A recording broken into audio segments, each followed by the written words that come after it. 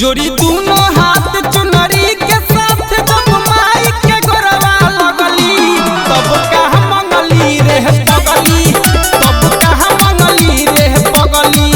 जोड़ी दोनों हाथ चुनरी के साथ जब माई के गोरवा लगली तब कहाँ मंगली रे पगली, तब कहाँ मंगली रे पगली।